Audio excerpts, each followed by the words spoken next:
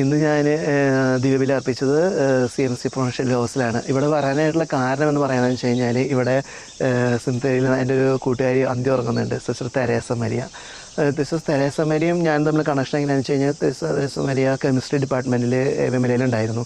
അപ്പോൾ ഞാൻ അങ്ങനെ പോയി സംസാരിച്ചിട്ടും ഇങ്ങനെ ആത്മീയ കാര്യങ്ങളൊക്കെ ഡിസ്കസ് ചെയ്യാനൊക്കെ ഒരുപാട് ഹെൽപ്പ് ചെയ്തിട്ടുണ്ട് സിസ്റ്റർ തെരേസ മരിയ. ആ സമയത്താണ് സിസ്റ്ററുടെ ഒരു സഹോദരൻ അമേരിക്കൻ അച്ഛനൊക്കെയാണ്. അപ്പോൾ പുള്ളിക്കാരത്തി അച്ഛൻ കൊണ്ട് സിസ്റ്റർ കൊണ്ടൊക്കെ സാധനങ്ങളൊക്കെ എടുത്തു വെച്ച് ഞാൻ അവധിക്ക് വരുമ്പോൾ എനിക്ക് തന്നിട്ട് അങ്ങനെ ഒരു പ്രത്യേക സ്നേഹമായിരുന്നു എന്നോട്. ഒരു ഒന്നറിയാം അനിയനെ പോലെയൊക്കെ എന്നെ സ്നേഹിച്ചതാണ്.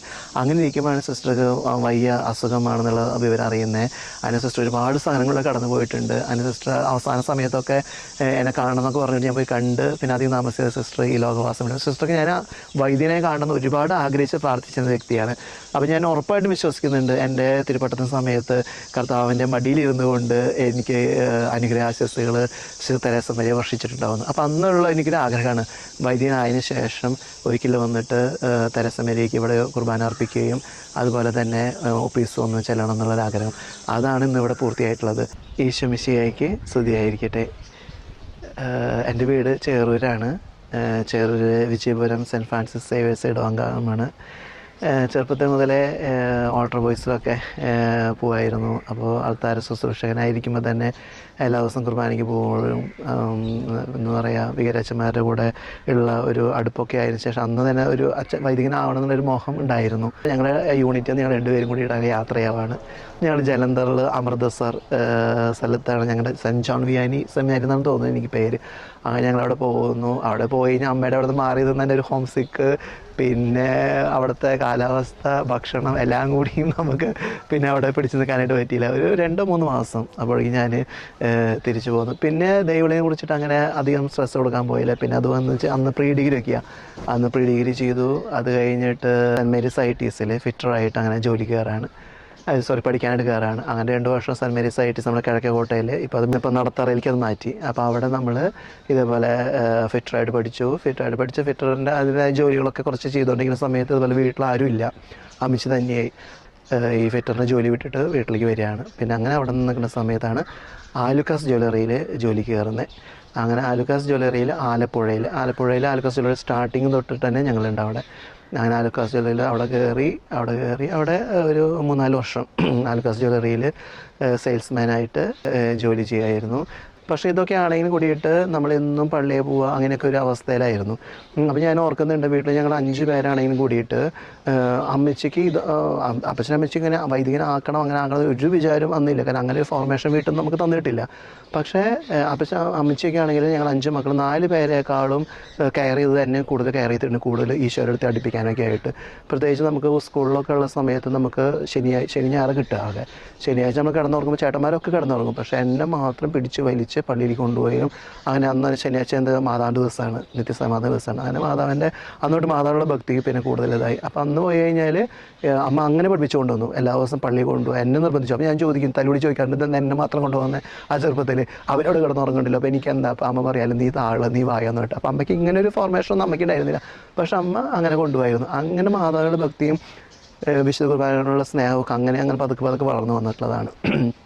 അതുകൊണ്ട് തന്നെ ജോലിക്കായിട്ട് മാറി നിന്നപ്പോഴും വിശുദ്ധ ബലി എന്ന് പറയുന്നത് എനിക്ക് എല്ലാ ദിവസവും വേണമായിരുന്നു. അപ്പോൾ അവിടെ ആലപ്പുഴയിൽ ഞങ്ങൾ താമസിക്കുന്ന നേരെ മുമ്പിലാണ് തത്തമ്പള്ളി, ആലപ്പുഴ തത്തമ്പള്ളി പള്ളി. നേരെ മുമ്പിൽ പള്ളിക്ക് വരുന്ന ആൾക്കാരും ബെല്ലടിക്കുന്നതൊക്കെ നമുക്ക് വളരെ വ്യക്തമായിട്ട് കാണാം. അപ്പോൾ അങ്ങനെ എല്ലാ ദിവസവും, അപ്പോൾ രാത്രി നമുക്ക് എത്ര വൈകിയാണെങ്കിലും അല്ലെങ്കിൽ വർക്ക് കഴിഞ്ഞ് വന്നിട്ട് നമ്മൾ കളിക്കുകയൊക്കെ എത്ര നേരം കിടന്നു കഴിഞ്ഞാലും രാവിലെ പള്ളി പോകുമ്പോൾ കൂടെയുള്ള റൂംമേറ്റ്സിനാണെങ്കിൽ അടുത്ത ഇൻറ്റിമേറ്റ് ഫ്രണ്ട്സിനൊക്കെ പിടിച്ച് വലിച്ച് അമ്മച്ച് എന്നെ ചെറുപ്പത്തിൽ കൊണ്ടുപോയപ്പോൾ അവരും പിടിച്ച് വലിച്ച് കൊണ്ടുപോകും. അവർ കണ്ണൊക്കെ തുടച്ച് എന്തിനാണെന്നൊക്കെ പറഞ്ഞ് ചീത്ത പറയുമെങ്കിലും അവരും വിളിച്ച് പോകും. അങ്ങനെ തത്തമ്പള്ളി കുർബാന കഴിഞ്ഞിട്ട് നമ്മൾ അവിടെ കുറച്ചേരം ഇരിക്കും, എല്ലാവരും പോയി ഞങ്ങൾ കുറച്ചേരം പ്രാർത്ഥിക്കും. അപ്പോഴാണ് വീണ്ടും രണ്ടാമത് ഒരു ദൈവവിളി. 96 ആദ്യം പോയി, ഇതിപ്പോൾ 10 വർഷം കഴിഞ്ഞു, 2006 വീണ്ടും ഈ ചിന്ത വരുന്നത്. വീണ്ടും അതിനെക്കുറിച്ചിട്ട് ചിന്തിക്കുമ്പോൾ ഒരു ഡയറക്ഷൻ നമുക്ക് കിട്ടണം, എന്താണ് ഇതിൻ്റെ ഒരു സത്യാവസ്ഥ. അപ്പോൾ ആ സമയത്ത് ഞാൻ ചേറൂസ് പള്ളിയിൽ കാറ്റിസം പഠിപ്പിക്കുന്ന അധ്യാപകനായിരുന്നു, കാറ്റിസം സെക്രട്ടറി ആയിരുന്നു. പിന്നെ പള്ളിയിലുള്ള മിക്ക ഭക്തസംഘടനകളും അംഗമായിരുന്നു. ഇങ്ങനെ ഒരു വിളി വന്നപ്പോൾ അത് ശരിയാണോ അല്ലെങ്കിൽ അത് എന്താണെന്ന് തോന്നുന്നതെന്ന് അറിയാനായിട്ട് നിൽക്കുമ്പോൾ അന്ന് നമ്മുടെ വീടിൻ്റെ ചേറൂരുള്ളൊരു കോൺഗ്രിഗേഷൻ CMC സിസ്റ്റേഴ്സിന് കോൺഗ്രിഗേഷൻ ഉണ്ട്. അപ്പോൾ അവിടെ ഒത്തിരി ഫ്രണ്ട്സ് ഉണ്ട്. കാരണം ആ കാലത്തുള്ള ഒത്തിരി ഫ്രണ്ട്സ് നമുക്കുണ്ട്. മിക്ക സിസ്റ്റേഴ്സിന് ആ കാലഘട്ടത്തിൽ നമുക്കറിയാം. അപ്പോൾ നമ്മൾ അന്ന് നോക്കുമ്പോൾ സിസ്റ്റർ ആനി ഫെലിക്സ് എന്ന് പറഞ്ഞ ഒരു സിസ്റ്റർ ഉണ്ട്. നമ്മുടെ ചേറുള്ള വെളങ്ങാടൻ ഫാമിലിയുടെ അവർ ബന്ധുവാണ് സിസ്റ്റർ. അപ്പോൾ സിസ്റ്റർ അന്ന് അവിടെ പഠിപ്പിച്ചായിരുന്നു. അപ്പോൾ സിസ്റ്റർ അന്ന് മറ്റേ വിമല കോളേജിൻ്റെ ലൈബ്രറി ഇൻചാർജും കൂടിയാണ്. അപ്പോൾ എനിക്കാണെങ്കിൽ ആ സമയത്തൊക്കെ ഒത്തിരി വിശുദ്ധര പുസ്തകങ്ങളൊക്കെ ഞാൻ വായിക്കുമായിരുന്നു. കൂടുതൽ വിശുദ്ധരെ കുറിച്ച് അറിയാനായിട്ടുള്ള വലിയൊരു ആഗ്രഹം അങ്ങനെ അതിൻ്റെ പേരിൽ. അപ്പോൾ സിസ്റ്ററായിട്ട് കണക്ട് ചെയ്തിട്ട് സിസ്റ്റർ ലൈബ്രറി നമുക്ക് ഫ്രീ ആയിട്ട് ഓപ്പൺ ചെയ്ത് തന്നിട്ട് നമ്മൾ അവിടെ നിന്ന് ഒരുപാട് പുസ്തകങ്ങൾ എടുത്ത് അവിടെ ഇരുന്ന് വായിക്കുക. ഈ ഒരു രണ്ടാമത് ഇങ്ങനെ ഒരു സിസ്റ്റർ ഇങ്ങനെ ഒരു ചിന്ത വരുന്നുണ്ട് തോന്നണമെന്ന് പറഞ്ഞപ്പോൾ സിസ്റ്റർ ആനി ഫെലിക്സ് ആണ് അതിനെക്കുറിച്ചുള്ള ഒരു മോഡലേഷനൊക്കെ തന്ന് എന്ത് വേണം പ്രാർത്ഥിക്കുക, ഒരുങ്ങാം, നമുക്ക് ഒരുങ്ങാം. അങ്ങനെയൊക്കെ കൊണ്ട് ഞങ്ങൾ കുറച്ച് ആ സമയത്ത് കുറച്ച് അടയാളങ്ങളൊക്കെ ഞങ്ങൾ വെച്ചിരുന്നു. അടയാളങ്ങളൊക്കെ നമ്മൾ വിചാരിച്ച പോലെ തന്നെ നമുക്ക് മുമ്പിൽ പ്രത്യക്ഷപ്പെടുമ്പോൾ നമുക്ക് മനസ്സിലാക്കാണ് ഇത് വിളി തന്നെയാണെന്ന് മനസ്സിലാക്കാണ്. അങ്ങനെയാണ് ഞാൻ 2006 ഏതാണ്ട് ജൂണിലൊക്കെ സമയം തുടങ്ങിയിട്ടുണ്ടാവും. 2006 ഞാൻ ഓഗസ്റ്റിലാണ് ഞാൻ കപ്പുച്ചിൻ സഭയിൽ പോയിട്ട് ജോയിൻ ചെയ്യുന്നത്. സെൻറ്റ് തോമസ് പ്രൊവിൻസിൽ കപ്പുച്ചിൻ പ്രൊവിൻസിൽ എലിഞ്ഞപ്പഴാണ് ഞങ്ങൾ മൈനസ് സെമിനാരിയാണ്. പിന്നെ സിസ്റ്റേഴ്സിൻ്റെ പ്രാർത്ഥന ഒത്തിരി സിസ്റ്റേഴ്സ് CMCകാരുടെ പ്രാർത്ഥനയും അങ്ങനെയൊക്കെ ഉണ്ടായിട്ട് ശരി അങ്ങനെ പോയിട്ടാണ് എലിഞ്ഞപ്പഴയിൽ പോയിട്ട് ജോയിൻ ചെയ്യുന്നത്. ചെന്ന് കഴിഞ്ഞപ്പോൾ ഞാൻ നോക്കുമ്പോൾ ഞാനല്ല സീനിയർ മോസ്റ്റ്, എനിക്ക് മേലെ ഒരു 5 ചേട്ടന്മാരുണ്ട്. അപ്പോൾ സന്തോഷമായി. ഞങ്ങൾക്ക് മേലെ ഞാനൊരു 5ാമത്തെ സീനിയർ മോസ്റ്റായിട്ട് വരും. അങ്ങനെ അവിടെ നിന്നുള്ള യാത്ര തുടങ്ങി.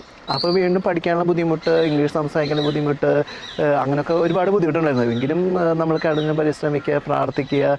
അപ്പോൾ ഈ ആനി ഫെലിക്സ് അന്ന് പറഞ്ഞിട്ടുള്ള ഒരു പ്രാർത്ഥനയുണ്ട്. അത് ഇന്നും എൻ്റെ ജീവിതത്തിൽ കൂടെ നടന്ന പ്രാർത്ഥന. അതായത് ഒന്നുമില്ല, അതിന് മറ്റേ സ്ട്രക്ചറുള്ള ഒരു പ്രാർത്ഥനയൊന്നുമല്ല, കർത്താവിൻ്റെ തിരക്തത്താൽ അഭിഷേകം ചെയ്തിട്ടുള്ള പ്രാർത്ഥനയാണ്. അത് എന്നോട് പറഞ്ഞിരിക്കുന്നത് പഠിപ്പിനെ നമുക്ക് അഭിഷേകം ചെയ്ത് പ്രാർത്ഥിക്കാം, വ്യക്തികളെ അഭിഷേകം ചെയ്ത് പ്രാർത്ഥിക്കാം, സ്ഥലങ്ങൾ അങ്ങനെ. അപ്പോൾ ഇന്ന് വരെ നോക്കുമ്പോൾ എൻ്റെ ജീവിതത്തിൽ ഒരുപാട് അത്ഭുതങ്ങൾ നടന്നിട്ടുള്ളത് ഈ സിസ്റ്റർ പഠിപ്പിച്ചു തന്ന ഈ തിരക്താഭിഷേകത്തിൻ്റെ പ്രാർത്ഥനയിലാണ്. അപ്പോൾ അന്നും ഇതേപോലെ നമ്മളോട് യോജിച്ച് പോകാൻ പറ്റാത്ത ബുദ്ധിമുട്ടുള്ള സഹോദരന്മാരെ തിരക്തത കഴുകി അഭിഷേകം ചെയ്ത് പ്രാർത്ഥിക്കുക, പഠിക്കുന്ന സമയത്ത് അഭിഷേകം ചെയ്ത് പ്രാർത്ഥിക്കുക, അങ്ങനെയൊക്കെയാണ്. പഠിക്കാൻ ഒരുപാട് ബുദ്ധിമുട്ടുണ്ടായിരുന്നു. കാരണം ആ വന്ന യങ്സ്റ്റേഴ്സ് എല്ലാവരും നല്ല A+ ഒക്കെ വാങ്ങി വന്ന കുട്ടികൾ. അവരോട് നമ്മൾ നിൽക്കണം, പഠിക്കണം, ജയിക്കണം. കാരണം അല്ലെങ്കിൽ വിജയിച്ചില്ലെങ്കിൽ നമ്മൾ പ്രൊമോഷൻ നമുക്ക് കിട്ടില്ലല്ലോ. അങ്ങനെയായിരുന്നു നമ്മുടെ ഭാഗത്തു നിന്ന്. അതുപോലെ താൻ ബാധി ദൈവം ബാധി എന്ന് പറയുന്ന പോലെ നമ്മൾ പഠിക്കാതെ പഠിക്കുക, അങ്ങനെ ഓരോ കാര്യങ്ങൾ. പിന്നെ കമ്പൈൻ സ്റ്റഡി അങ്ങനെയൊക്കെ ഉണ്ടായിരുന്നു ഞങ്ങളുടെ ഇതിൽ. ഞങ്ങളുടെ സാധാരണഗതിയിൽ നമ്മൾ പ്രീനോഷ്യലി പോകുന്ന മുൻപായിട്ട് നമുക്ക് റിസൾട്ട് അറിയും. അപ്പോൾ തോറ്റവർ പിന്നെ പ്രൊമോട്ടറല്ല, അങ്ങനെയാണ്. ഞങ്ങളുടെ ആ ഇയറിൽ ഞങ്ങൾ ഓർക്കുന്നുണ്ട്, റിസൾട്ട് വന്നിട്ടില്ല. നമ്മൾ വീട്ടിലൊക്കെ യാത്ര പറഞ്ഞ് ബാഗൊക്കെ എടുത്ത് പോന്നു. എലിഞ്ഞപ്പഴയിൽ എല്ലാവരും എത്തി. അങ്ങനെ ഞങ്ങൾ എല്ലാവരും പോയിട്ട് ഫ്രഷ് ആവുന്ന സമയത്ത് റിസൾട്ട് വന്നു എന്ന് പറയുന്നത് ചെന്നിരുന്നു. അത്ഭുതകരമായിട്ട്, അതായത് അത്ഭുതകരമായിട്ടെന്ന് വെച്ച് കഴിഞ്ഞാൽ ഹൈ മാർക്ക്, അല്ലെങ്കിൽ നല്ലൊരു ശതമാനം എന്ന് വെച്ച് കഴിഞ്ഞാൽ റെക്കോർഡ് എന്ന് വേണമെങ്കിൽ അന്നന്ന് അവരൊക്കെ പറഞ്ഞായിരുന്നു. ആ രീതിയിലുള്ള സ്കോർ ചെയ്തിട്ട് ഒരു മാർക്ക് കിട്ടി. അപ്പോൾ നമ്മൾ ചിന്തിക്കുകയാണ്, കാരണം ഇത് ഞാൻ തന്നെയാണോ? അപ്പോൾ സ്റ്റിൽ ഐ ബിലീവ് ഇത് everything is A miracle of God. പിന്നിൽ ഈ പറഞ്ഞ സിസ്റ്റർ പഠിപ്പിച്ച ഒരു പ്രാർത്ഥനയാണ്. അതെങ്ങനെയാണെന്ന് വെച്ച് കഴിഞ്ഞാൽ ഈശോ തിരക്തത്താൽ എൻ്റെ ഹാൻഡ് റൈറ്റിങ്ങിനെ, ഞാൻ എഴുതുന്ന നിമിഷത്തെ, എഴുതുന്ന സെക്കൻഡിനെ, എൻ്റെ കൂടെ ഇരിക്കുന്ന വിദ്യാർത്ഥികളെ, ഞാൻ പഠിച്ച നിമിഷത്തെ, ഇനി പേപ്പർ പോയിട്ട് ആരുടെ കയ്യിലെത്തുന്നു ആ വ്യക്തികൾ നോക്കുന്ന സമയത്ത്, അങ്ങനെ ഓരോന്ന് തിരക്തത്താൽ അഭിഷേകം ചെയ്ത് പ്രാർത്ഥിച്ചു. അങ്ങനെയാണ് ആ പരീക്ഷ എഴുതിക്കുന്നത്. അപ്പോൾ അതാണ് അതിലും മിറാക്കിൾ നടന്നതെന്ന് ഞാൻ വിശ്വസിക്കുന്നത്. കാൽവരിയിൽ ഫിലോസഫിയിൽ ചെയ്തു തുടങ്ങിയ സമയത്ത് ഫാദർ ബീഡ് ഗിഫ്റ്റിൻ്റെ ഓട്ടോബയോഗ്രഫി ഉണ്ട്, സ്വർണ്ണനൂല്. അതിനിടയിൽ അത് വായിക്കാൻ ഇടയുണ്ടായി.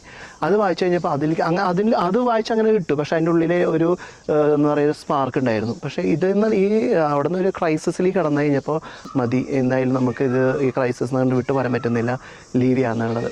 അങ്ങനെ ഫിലോസഫി 3rd ഇയർ വെച്ചിട്ട് കപ്പുച്ചിൻ സഭയിൽ നിന്ന് ലീവ് ചെയ്യാണ്.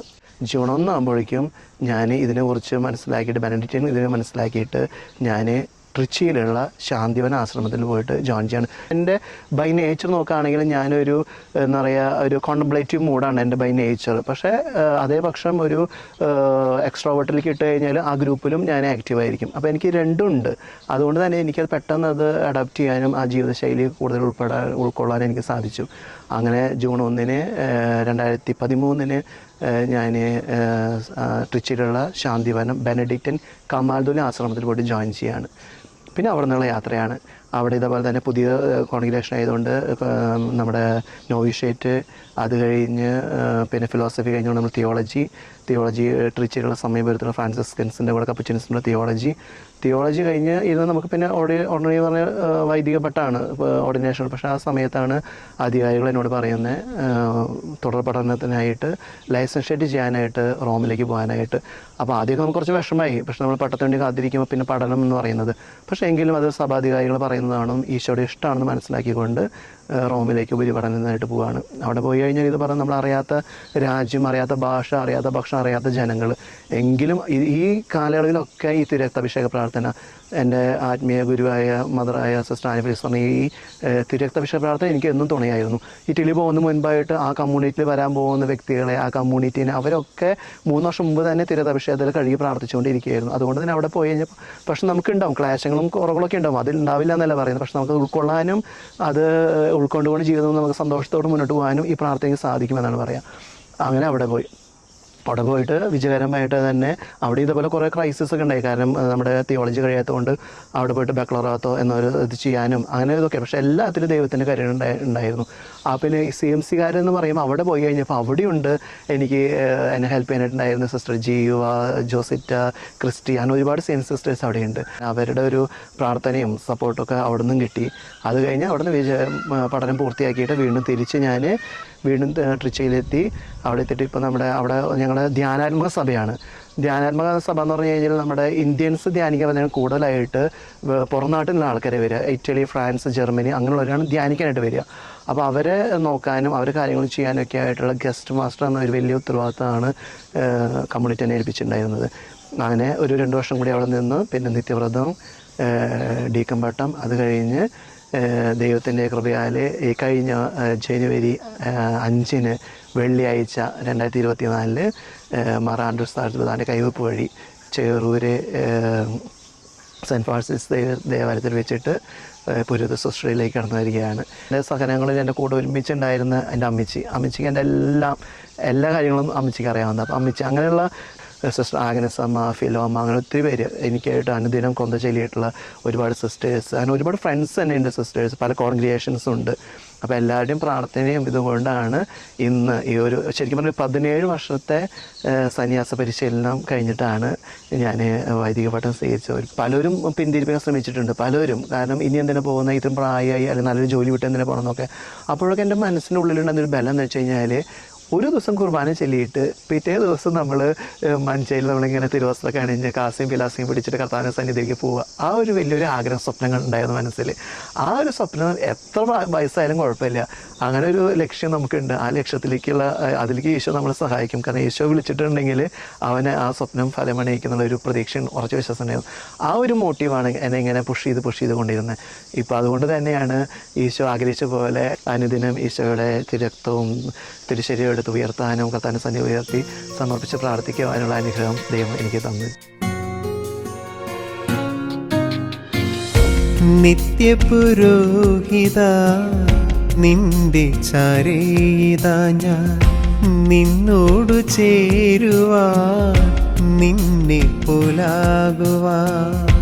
നിത്യപുരോഹിത നിന്റെ ചാരേതാ ഞാൻ നിന്നോടു ചേരുവാൻ നിന്നെ പോലാകുവാൻ. കാൽവരി കേറുവാൻ ഞാനുമിതാ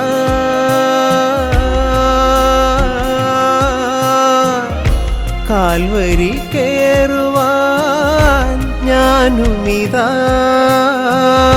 കാലങ്ങളേറെ ഞാൻ കാത്തുനിന്നു, കാലങ്ങളേറെ ഞാൻ കാത്തുനിന്നു.